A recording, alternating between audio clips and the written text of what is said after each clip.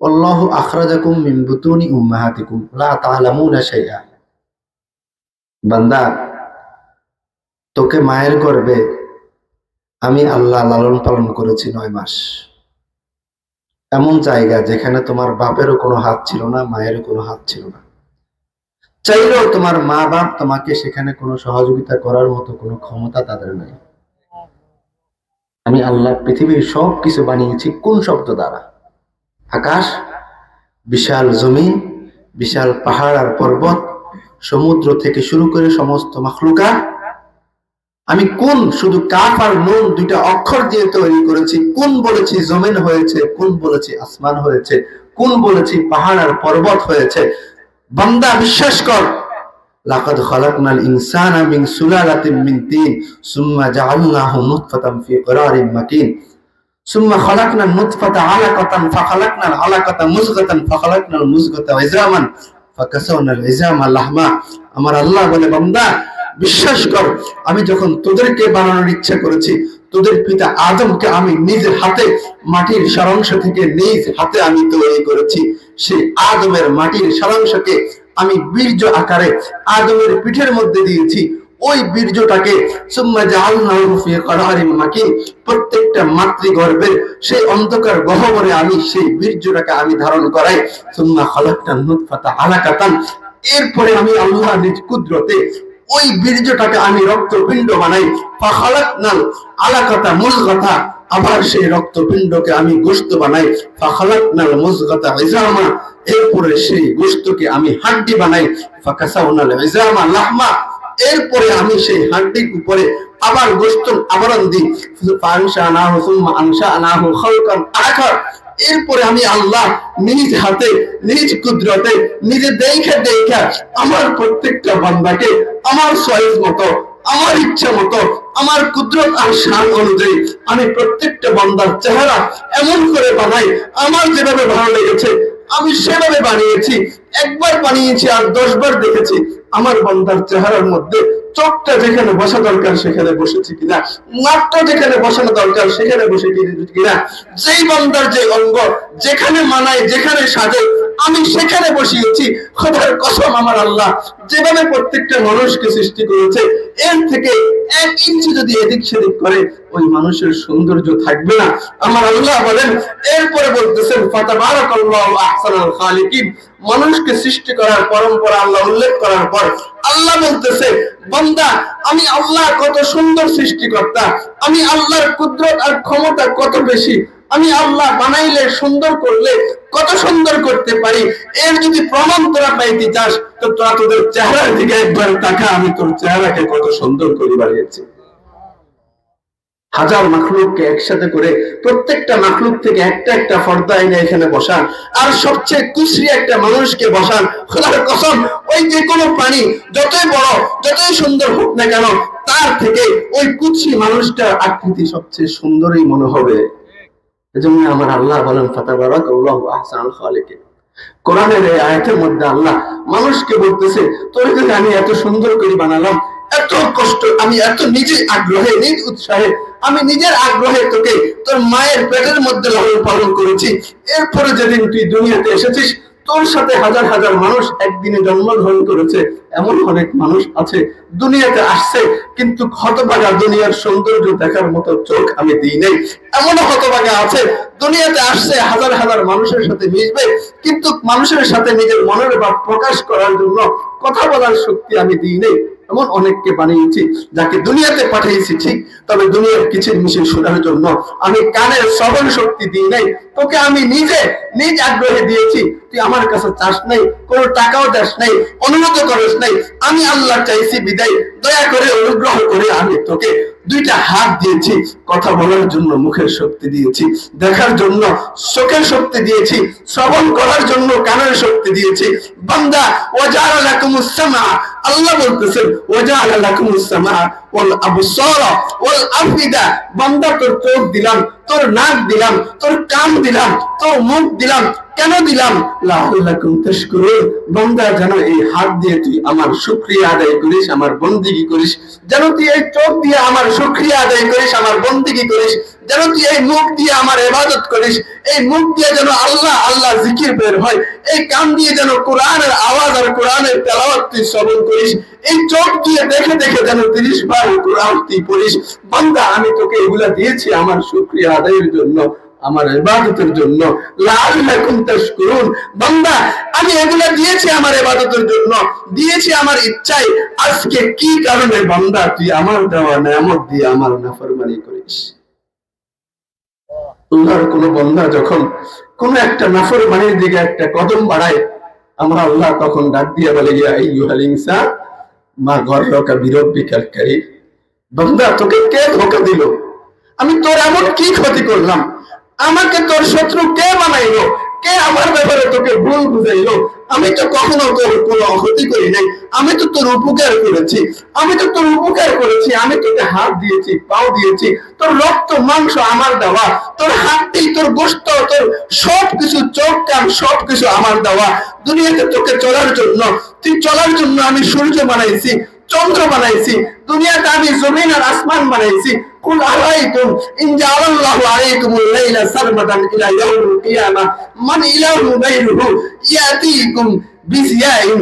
আমার আল্লাহ বলে, বান্দা আমি যদি একটা রাত্র শুধু সূর্যকে চন্দ্রকে যদি আমি স্থির রাখি, পরের দিন যদি দিন না করি, সূর্য না করি, এমন কোন বাপের বেটা আছে যে তোদেরকে সূর্য আনে দেবে? আমি যদি একদিনের বেশি 2 দিন যদি রাতকে স্থির রাখি, পুরো পৃথিবী বরফ হয়ে যাবে, ঠান্ডা হয়ে যাবে। এরপরে আল্লাহ বলে, এরপরে যদি আমি সূর্যকে স্থির করি কয়েকদিন, তাহলে সমস্ত পৃথিবী গরমে তামা আর জ্বলে যাবে, ছাই হয়ে যাবে। কে আছে যে সূর্যকে ফিরিয়ে আবার চন্দ্রকে আনবে? বান্দা আমি এত কিছু তোর জন্য করলাম, এগুলার কি তুই আমাকে প্রতিদান এটাই দিচ্ছিস? ওমা জাযাউল ইহসান ইল্লাল ইহসান। দুনিয়ার নীতি এটা, কেউ উপকার করলে তার উপকার করা হয়, তার ক্ষতি করা এটা দুনিয়ার নিজামের মধ্যে নাই। বান্দা তুই কেন আমি তোর এত উপকার করার পরও তুই আমার নাফরমানি করিস? আমার আল্লাহ তখন ডাক দিয়া বলে, ইয়া আইয়ুহাল ইনসান মা গররাকা বিরব্বিকাল কারীম। বান্দা আমার ব্যাপারে তোকে কে ভুল বুঝাইলো? যুবক, কেমন 24টা ঘন্টা তুই মোবাইল নিয়ে পড়ে থাকিস? তোর এই চোখটা 24টা ঘন্টায় কেন নগ্নতা, বেহায়াপনা, উলঙ্গনার দিকে যায়? যে উলঙ্গনার কোনো স্থায়িত্ব নাই, যেটার কোনো বাস্তবতা নাই, যেটার কোনো হাকিকত নাই। এই উলঙ্গ, এটা কোনো বাস্তবতা এখানে নাই। যাকে তুমি দেখছো সে এখানে নাই, তার অস্তিত্ব নাই, শুধু একটা ছায়া, একটা ছবি, একটা ছায়া আর একটা ছবির জন্য এমন মূল্যহীন জিনিস যে কেউ চাইলে এটা দেখতে পারে, যে কেউ চাইলে এটা দেখতে পারে। এমন মূল্যহীন জিনিসের জন্য তুমি তোমার মূল্যবান যৌবনকে নষ্ট করে দিচ্ছ, তুমি তোমার মূল্যবান জীবন আর হায়াতকে নষ্ট করে দিচ্ছ। আমার আল্লাহ বলে, মা গররাকা বিরব্বিকাল কারীম। বান্দা তোকে কে ধোঁকা দিল? আর কত নাফরমানি করলে এই চোখ দিয়ে তোর অন্তর ঠান্ডা হবে? তোর এই পা দিয়ে আর কত নাফরমানির দিকে আগাইলে, আর কত আমি রবকে নারাজ করলে তোর অন্তর শীতল হবে? তোর তৃপ্তি আর কত হাজার হাজার নগ্নতা আর বেহায়াপনা দেখলে, আর কত মহিলা, উলঙ্গ মহিলাকে দেখলে তোর অন্তর শীতল হবে? বান্দা বল, আর কত বেনামাজি হইয়া দুনিয়াতে চললে তোর অন্তর ঠান্ডা হবে? যুবক, আজকে সকালও যাচ্ছে তোমার নামাজ ছাড়া, বিকালও হচ্ছে, একটা সিজদা তুমি রবকে করতেছো না। জোহরের সময় মসজিদ থেকে আযান হচ্ছে, আল্লাহ ডেকে ডেকে বলতেছে, হাইয়া আলাস সালাহ, হাইয়া আলাল ফালাহ। যুবক, আসো নামাজের দিকে, আসো সফলতার দিকে। আমার আল্লাহ আমাকে ডাকতেছে, আমার খালেক আমাকে ডাকতেছে, আমার মালিক আমাকে ডাকতেছে। ওই মালিক, যে মালিক অপরাধের কারণে বনি ইসরাইলকে বানর বানিয়ে দিয়েছিল, ওই খালেক, যে খালেক এত এত ক্ষমতাশীল ফেরাউনকে পানিতে ডুবাইয়া মারতে 1 সেকেন্ড সময় লাগে নাই। ওই খালেক যুল কুওয়াতিল মাতিন, যার শক্তি এত বেশি, ইন্না বাদশা রব্বিকা লাশাদীদ, যার পাকড়াও অনেক কঠিন। কেমন কঠিন পাকড়াও? সে আদ আর সামুদকে উল্টাইয়ে 1 নিমিষে শেষ করে দিল। আসহাবে ফিলের সেই বাদশার এত বিশাল হস্তি বাহিনীকে সামান্য ছড়াই পাখি দিয়ে যে আল্লাহ শেষ করে দিতে পারলো, সেই আল্লাহ কি আমার আপনার মতো নগণ্য এই মানুষকে শেষ করতে পারে না? আমার আল্লাহ বলে, বান্দা তুই আমার আর কত ধৈর্যের পরীক্ষা নিবি? আর কত অপরাধ করে তুই আমাকে রাগান্বিত করবি? আমি রবের ভয় কি তোর অন্তরে আসে না? আল্লাহ যুবক, আমার ভয় কি তোর অন্তরে একবারও কাঁপে না? আমার ভয় কি তোর অন্তরের মধ্যে একেবারেও আসে না? তুই নাফরমানের দিকে যখন একটা পাও বাড়াস, তখন কি একবার এটা চিন্তা করতে পারিস না আমার আল্লাহ চাইলে আমাকে এই পাও না দিতে পারতো, আবার আমার আল্লাহ চাইলে এই পাও যে কোনো সময় নিয়ে যেতে পারে। मिले खाक में आहले सा कैसे कैसे জমি খাক আগে নজওয়া कैसे कैसे।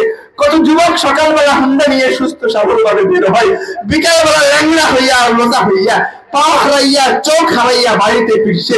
এমন অনেক যুবক আছে যে সুস্থ সবল সেই যুবক সকালবেলা বের হলো, বিকালবেলা আর সে সুস্থ সবল আসে না, তার লাশ বাড়িতে ফিরে মিলে খাক আহলে सा कैसे कैसे জমি খাক আগে নজওয়া कैसे कैसे। যুবক তোমার এই জীবন নিয়ে বাহাদুরি করিও না, এই যৌবন আমার আল্লাহ দিয়েছে, আমার আল্লাহ চাইলে তোমার এই জীবনও যে কোনো সময় কেড়ে নিতে পারে। এজন্য আমার রব বলে বান্দা আর কবে আমার অন্তরে তোর ভয় প্রকম্পিত হবে? এমনকি একদিনও আসবে না যেদিন আমার ভয়ে তুই গুনার থেকে ফিরবি, যেদিন আমার গুনার দিকে নাফরমানের দিকে পাও বাড়াইয়ে তোর আমার ভয় তোর অন্তরের মধ্যে আসবে, আর আমার ভয়ে তুই পাওটা ফিরে গিয়ে নিবি। একদিনে কি এমন আসবে না যুবক ফজরের সময় যখন আযান হবে হাইয়া আলাস সালাহ হাইয়া আলাল ফালাহ, তখন আরামের ঘুমকে হারাম করে কম্বল থেকে বের হয়ে আমার ভয়ে তুই আমার মসজিদে এসে আমাকে একবার সিজদা করবি? বিশ্বাস কর বান্দা, আমার রাসূল বলে বান্দা সবচেয়ে বেশি নিকটবর্তী তখন হয় যখন সে তার কুদরতি তার এই কপালটাকে আল্লাহর কুদরতি পায়ের মধ্যে রাখে। যখন একটা যুবক সিজদার মধ্যে পড়ে আল্লাহর আরশ পর্যন্ত প্রকম্পিত হতে থাকে। আমার আল্লাহর আরশ, আমার আল্লাহর কুদরত তার যুবকদের সিজদার জন্য আকুল থাকে। আল্লাহ চাই যুবকটা কখন আসবে, নাফরমানি থেকে ফিরে কখন আসবে, কখন আমার কাছে তওবা করবে। হাজারবার গুনাহ করার পরও আল্লাহ যুবককে ডাইকা বলে ইয়া আইয়ুহাল ইনসান, আমার আল্লাহ বলে হে বান্দারা লা তাকনাতু মির রাহমাতিল্লাহ, আমার রহমত থেকে নৈরাশ হইও না। যতবারই গুনাহ করবে, গুনাহ করে সঙ্গে সঙ্গে যদি আমার কাছে ফিরে এসে খাঁটি মনে খালেস মনে তওবা যদি একবার করতে পারো, আমি আল্লাহ হাজারবার তোমাকে মাফ করার জন্য প্রস্তুত থাকি। আমার মায়ের কাছে যদি আমি যাই মাকে মানানোর জন্য, আমার সবচেয়ে প্রিয় মা আমাকে কত আদর করে, এরপরও কোন একটা অন্যায় করে মায়ের কাছে যখন যাই মা মুখটা এভাবে ফিরাইয়া নাই, আবার এদিক থেকে আসলে আবার এভাবে ফিরাইয়া নাই। আমার আল্লাহ মুখ ফিরানো দূরের কথা সবসময় আমার দিকে তাকিয়ে আছে। বান্দা তুই আমার কাছে কখন আসবি? আমার কথা কি তোর মনে হয় না? আমার কথা কি তোর স্মরণ হয় না? আমি আল্লাহ, আমি খালেক, আমি মালিক, আমি তোর সৃষ্টিকর্তা। শুধু তুই নয়, সমস্ত পৃথিবীকে আমি সৃষ্টি করছি, আমার ইবাদতের জন্য আমি তোদেরকে বানাইছি, আমার নাফরমানির জন্য বানাই নাই। বান্দা আমারকে তুই সিজদা করবি, এজন্য আমি তোকে এত কিছু দিয়েছি, আর না হলে আমি তোকে আশরাফুল মাখলুকাত বানাইতাম না। ওয়া খালাকতুল জিন্না ওয়াল ইনসা ইল্লা লিয়াবুদুন। আমার আল্লাহ বলে বান্দা তোকে আশরাফুল মাখলুকাত বানাইছি তো আমি এই কারণে তোর এই কপাল আমাকে সিজদা করবে, তুই আমার ইবাদত করবি, তুই আমাকে ডাকবি, এজন্যই আমি তোকে আশরাফুল মাখলুকাত বানাইছি। বান্দা তুই কি আমার কাছে ফিরে আসবি না? যেই পরিমাণ তোর গুনাহ হোক না কেন আমার কাছে আসার সঙ্গে সঙ্গে আমি তোকে মাফ করে দিব। সহিহ আত-তারগীব আত-তারহীবের 3382 নম্বর হাদিস, আল্লাহ তাআলা হাদিসে কুদসিতে বলে ইয়া আদম ইন্নাকা মা দাওতানি ওয়া রাজাউতানি গফারতু লাকা ওয়া লা উবালি। বনে আদম, যে পরিমাণ তুমি গুনাহ করছো, একেবারে হাজার হাজার মানুষকে তুমি হত্যা করছো, হাজার হাজার তুমি গুনাহ করছো, যা গুনাহ করছো মা দাওতানি ওয়া রাজাউতানি, তুমি যদি ক্ষমার আশা নিয়ে তওবার সরে তুমি যদি নিজে লাঞ্ছিত হয়ে লজ্জিত হয়ে যদি আমার কাছে আসো, গফারতু লাকা ওয়া লা উবালি, বান্দা আমি তোর গুনাহ সঙ্গে সঙ্গে মাফ করে দিব। ইয়া ইবাদি লাউ বালাগাত যুনুবুকা আনানা আস-সামাই সুম্মা আতাইতানি ফাস্তাগফিরতানি গফারতু লাকা ওয়া লা উবালি। বান্দা তুই যদি গুনাহ করতে করতে জমিনকেও ভরাইয়া ফেলাস, শুকরকেও ভরাইয়া ফেলাস, এরপরে তুই পাহাড় পর্বত সবগুলো তোর গুনাহ দিয়ে ভরে গেল, এখানেই শেষ না, জমিন শেষ হওয়ার পরে আসমান তোর গুনাহ দিয়ে ভরে গেল, সপ্তম আসমান তোর গুনাহ ভরপুর হয়ে গেল, এরপরেও যদি বান্দা তুই আমার কাছে একবার আইসা আমাকে বলস আল্লাহ, আমাকে যদি বলস আল্লাহ আমি গুনাহ করে ফেলেছি, শয়তানের ধোঁকায় পড়ে নফসের ধোঁকায় পড়ে আমি করে ফেলেছি, আর গুনাহ করব না, আমাকে মাফ করে দাও। আমার আল্লাহ বলে গফারতু লাকা ওয়া লা উবালি, আমি সঙ্গে সঙ্গে তোকে মাফ করে দিব, আমি বিন্দু মাত্র পরোয়া করব না।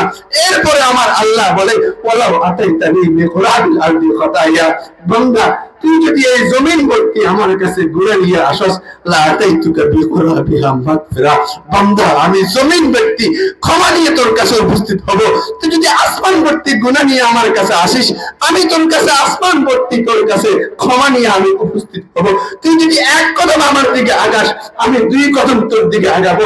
এমন কোন মালিক আছে পৃথিবীর মধ্যে, এমন কোন রহমওয়ালা দয়াওয়ালা এমন কোন ব্যক্তি আছে যে অপরাধ করলেও বলে যে আমার কাছে আস, আমি ক্ষমা করে দিব? নিজের মাও তো এইভাবে বলে না যে আয় আয় ক্ষমা করব, একটু বাইরে ধরে মুখে দিকে ফিরে নিয়ে না, এরপরে কয়েকবার চাওয়ার পরে এরপরে মাফ করে। নিজের মার হলো এই অবস্থা। আমার আল্লাহ বলে তুই আমার কাছে আয় বান্দা, আসার দেরি হবে। তুই আমার দিকে 1 কদম আগাইবি, আমি তোর দিকে 2 কদম আগাইবো। তুই আমার দিকে হেঁটে হেঁটে আসবি, আমি তোর দিকে দড়িয়ে দড়িয়ে যাব। মুহতারাম হাজিরিন, আমার আল্লাহর সেই কুদরত, সেই ক্ষমতা এখনো আছে, যে ক্ষমতা দিয়ে পৃথিবীর সমস্ত নাফরমানদেরকে আমার আল্লাহ ধ্বংস করেছেন, ওই ক্ষমতা আমার আল্লাহর এখনো আছে। তাহলে কেন আমার আল্লাহর ভয় আমাদের অন্তর থেকে উঠে গেল? কেন ওই আল্লাহর ওই ভয় আমাদের অন্তরে নেই? যেই ভয় আবু বকর করেছিল, যেই ভয় ওমর করেছিল। আরে আবু বকর তো এমন সাহাবী ছিল যাকে আল্লাহ রাসূল দুনিয়াতে থাকা অবস্থায় জান্নাতের সুসংবাদ দিয়েছেন। বলেছেন আল্লাহ রাসূল আবু বকর ফিল জান্নাহ, ওমরের ক্ষেত্রে বলেছেন ওমর ফিল জান্নাহ। ওই সাহাবী যাদেরকে আল্লাহ রাসূল দুনিয়াতে জান্নাতের সুসংবাদ দিয়েছেন, ওই সাহাবী পর্যন্ত গাছের পাতার দিকে তাকাইতেন আর বলতেন ইবনে আবি কুহাফা লাইতানি কুনতু ওয়ারাকা। হাই ইবনে আবি কুহাফা, হাই আবু বকর, তুই মানুষ কেন হইলি? গাছের পাতা হইতি তাহলে রবের কাছে দাঁড়াইতে পারতি না, রবের কাছে দাঁড়ানো লাগতো না। গাছ শুকিয়ে যাইতো, পাতা মাটিতে পড়তো, মাটির সাথে বিশেষ এটা মাটি হয়ে শেষ হয়ে যাইতো। আমার রবের সামনে জবাবদিহি করতে হইতো না, আমার রবের সামনে জবাব দেওয়া লাগতো না যে আবু বকর তোকে আমি হাত দিলাম, তোকে আমি পাও দিলাম, তোর জন্য আসমান বানাইলাম, তোর জন্য জমিন বানাইলাম, তোর জন্য বাতাস আর পানি বানাইলাম, সমস্ত কিছু চন্দ্র সূর্য তোর জন্য বানাইলাম। বান্দা তুই আবু বকর আমার জন্য কি করলি? এর উত্তর আমি আল্লাহর কাছে কিভাবে দিব? হায় আবু বকর মানুষ না হইয়া যদি গাছের পাতা হইতি। ওমর ফারুক জান্নাতের সুসংবাদপ্রাপ্ত সাহাবা ছিল। ইহুদির ছেলে আবু লুলু নামাজের মধ্যে খঞ্জর মেরে তাকে আহত করলেন, মাটির মধ্যে লুটিয়ে পড়লেন। এক সাহাবী মাথাটা নিয়ে এভাবে কোলের মধ্যে রাখতে চাইলেন, সঙ্গে সঙ্গে মাথাটাকে কোল থেকে ফালাইয়া মাটির মধ্যে পড়ে গেল আর গড়াইতে গড়াইতে বলতে লাগলো যদি আমার রব আমাকে ক্ষমা না করে আমার ওমরের কোনো দাম নাই। হায় আল্লাহর যে ভয় তাদের অন্তরে ছিল, সেই ভয় আমাদের মধ্যে কেন নাই? তারা যেই কারণে আল্লাহকে ভয় করত, আল্লাহর ওই কুদরত কি শেষ হয়ে গেছে? আল্লাহর জাহান্নাম কি জ্বলে গেছে? আল্লাহর ক্ষমতা কি নষ্ট হয়ে গেছে? জিব্রাইল কি মরে গেছে? মালাকুল মউত আজরাইল কি নষ্ট হয়ে গেছে? সব কিছু আছে, আল্লাহর ক্ষমতা আছে, তাহলে ভয় কেন আমাদের ভিতরে নাই? জাহান্নাম আছে, ভয় কেন আমাদের ভিতরে নাই? আজরাইল মালাকুল মউত আছে, ভয় কেন আমাদের ভিতরে নাই? কবর সত্য, সেটা এখনো আছে, ভয় কেন আমাদের ভিতরে নাই? হাসর সত্য, সেটা বাস্তব, তাহলে আমাদের ভিতরে আল্লাহর ভয় কেন আসে না?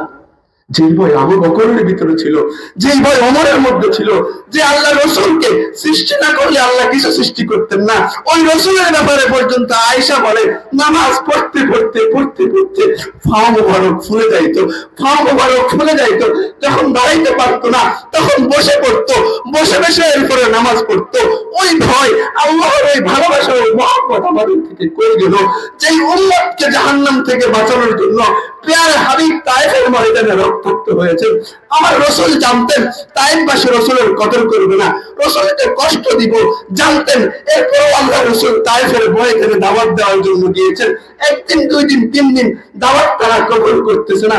এরপরও একটা মানুষকে জাহান্নাম থেকে বাঁচানো যায় কিনা এই আশায় আমার রাসূল তায়েফের ময়দানে দাওয়াত দিতে লাগলেন।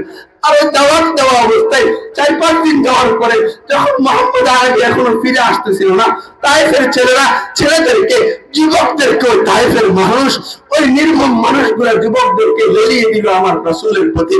আর বলতে লাগলো, তাকে পাথর মারতে লাগলো। পাথর মারতে মারতে আমার হাবিবের শরীর থেকে রক্ত পড়তে পড়তে সে পায়ের মধ্যে আইসা পায়ের জুতা রাসূলের পায়ের সাথে লেগে গেল। রাসূল হাঁটতেছে আর জুতা রাসূলের পায়ের সাথে লাফার মতো লেগে আছে। রাসূল যখন হাঁটতে পারতেছিলেন না, কয়েক কদম দেওয়ার পরে রাসূল হাঁটতে পারছেন না। রাসূল যখন বলে গেলেন, ওই নির্মম যুবকটা আমার হাবিবকে বসা থেকে উঠাইয়া বলল, মুহাম্মদ এখানে বসতে পারবে না, যাও সামনের দিকে যাও। আমার রাসূল বসতে পারতেছিলেন না, হাঁটতে পারতেছিলেন না, বসতে চাইলেন, ওই যুবকগুলো রাসূলকে বসতে দেয় নাই। এরপর রাসূল দাওয়াত ছাড়ে নাই, তায়েফে দাওয়াত দিয়েছেন, মদিনায় দাওয়াত দিয়েছেন, রক্তাক্ত হয়েছেন উহুদের প্রান্তরে। এরপর রাসূলের মনের আক্ষেপ, রাসূল শুধু চিন্তা করতেছেন, আমার উম্মতগুলোকে যদি আমি জাহান্নাম থেকে বাঁচাইতে পারি, আমার একটা উম্মতকে যদি আমি জাহান্নাম থেকে আইনা জান্নাতের দিকে ঢুকাইতে পারি, আমার ওই উম্মতটা তো জাহান্নাম থেকে বাঁচবে। আমার আল্লাহ উপর থেকে ডাক দিয়ে বলতেছেন, লাআল্লাকা বাখিরুন নাফসাকা আলা আসারিহিম ইল্লাম ইউমিনু বিহাযাল হাদিসি আসাফা। নবী মুহাম্মদ, আপনি কি এরা ঈমান না আনলে আপনি কি নিজেরা শেষ করে দিবেন নাকি? কি পরিমাণ মেহনত করলে, কি পরিমাণ কষ্ট করলে আমার আল্লাহ ডাক দিয়া বলে, যে আল্লাহ নবী মুহাম্মদকে পাঠাইছে দাওয়াতের জন্য, যে আল্লাহ নবী মুহাম্মদকে পাঠাইছে জাহান্নাম থেকে জান্নাতের দিকে মানুষকে নেওয়ার জন্য, আরসালনাকা ইল্লা রাহমাতাল লিল আলামিন, পুরো বিশ্ববাসীর জন্য রহমত হিসেবে যে আল্লাহ রাসূলকে পাঠানোর উদ্দেশ্যই ছিল দাওয়াত, ওই আল্লাহ রাসূলকে বলতেছে, লাআল্লাকা বাখিরুন নাফসাকা আলা আসারিহিম। নবী নিজেকে শেষ করে দিবেন নাকি? নিজেকে শেষ করে দিবেন নাকি? এত কষ্ট কেন করতেছেন? এত কষ্ট কেন করতেছেন? মুনাফিক আব্দুল্লাহ ইবনে উবাই মুনাফিক মারা গেছে, তার ছেলে আসছে, রাসূল আমার বাপ তো অনেক অন্যায় করেছে, আপনার জামাটা দেন, তাকে এটা দিয়ে কাফন দিব। রাসূল নিজের গায়ের জামা খুলে দিয়ে দিলেন। এই উসিলায় যদি সে একটু ক্ষমা পায়, এরপরে আবার সে তার ছেলে আবার আসলো, রাসূল আপনি তার জানাজাটা পড়ান। রাসূল উঠে জানাজা পড়ানোর জন্য রওনা দিলেন। ওমরে ফারুক ইসলামের উপর সত্য, রাসূলের জামা টেনে ধরলেন, আর রাসূল বলছে, রাসূলকে বলল, হুজুর আপনি তো আল্লাহ তাআলা সেই মুনাফিকদের উপর নামাজ পড়তে নিষেধ করেছে, আপনি কেন নামাজ পড়তে যাচ্ছেন? আল্লাহ রাসূল বলেন, আল্লাহ আমাকে নিষেধ করে নাই, বলছে ইস্তাগফারতানি আওরা ইস্তাগফারি ইন তাস্তাগফির লাহুম 70 মাররা, এরকম কোরআন আয়াত আল্লাহ বলে। রাসূল বলেন, আমার আল্লাহ আমাকে বলেছে, রাসূল আপনি তো ক্ষমা চাইলেও আমি তাদেরকে মাফ করব না, ক্ষমা না চাইলেও মাফ করব না, আপনি যদি 70 বারও ক্ষমা চান এরপরও আমি মাফ করব না। আমার প্রয়োজন হলে আমার একটা উম্মতকে জাহান্নাম থেকে বাঁচানোর জন্য যদি আমার আল্লাহ পছন্দ করে, প্রয়োজনে 70 বারের বেশি আমি তার জন্য ক্ষমা চাইব, এরপরও আমার আল্লাহ যদি তাকে ক্ষমা করে। হায় আমার যে নবী উম্মতকে জাহান্নাম থেকে বাঁচানোর জন্য, জাহান্নামের আগুন থেকে বাঁচানোর জন্য নিজেকে রক্তাক্ত করেছে, জীবন শেষ করে দিয়েছেন। তার হাজার হাজার সাহাবী এভাবে নিজের জীবনকে যুদ্ধের ময়দানে বিসর্জন দিয়েছে। একমাত্র উদ্দেশ্য ছিল এলায়ে কালিমাতুল্লাহ, আর আল্লাহর বান্দাগুলোকে জাহান্নাম থেকে বাঁচাইয়ে জান্নাতের পথে আনা। আজকে রাসূলের সেই উম্মত জাহান্নামের দিকে যাওয়ার জন্য প্রতিযোগিতা করতেছে। আমার রাসূল দুনিয়াতে উম্মতি উম্মতি করে কেঁদে কেঁদে গিয়েছেন, আজকে কবরের মধ্যে আমার রাসূল বসে বসে কাঁদতেছেন। উম্মতের আমলনামা দেখতেছেন, যুবকের আমল দেখতেছেন, সকালেও মোবাইল, বিকেলেও মোবাইল, সকালেও নামাজ নাই, বিকেলেও নামাজ নাই, সকালেও গান, বিকেলেও গান, এক একটা উম্মতের আমল রাসূলের সামনে পেশ করা হচ্ছে, আর আমার ওই রাসূল কবরের মধ্যে বসে বসে পর্যন্ত কাঁদতেছেন। আর কত রাসূলকে কাঁদালে আমার অন্তরে শান্তি আসবে? আমার আল্লাহর অপরাধ হয়েছে, আমার আল্লাহ কেন আপনাকে মানুষ বানাইলো? গরু বানাইতো, কুকুর বানাইতো, রাস্তা রাস্তায় ঘুরতে কি হইতো? আর কোনো হিসাব ছিল না। শুকুর বানাইতো, রাস্তা রাস্তায় ঘুরতো, কোনো হিসাব হইতো না, শেষ হয়ে যেত। এটা আমার আল্লাহর অপরাধ হয়েছে, আমি সেই অপরাধের শাস্তি দিচ্ছি রবকে, রবের নাফরমানি করে।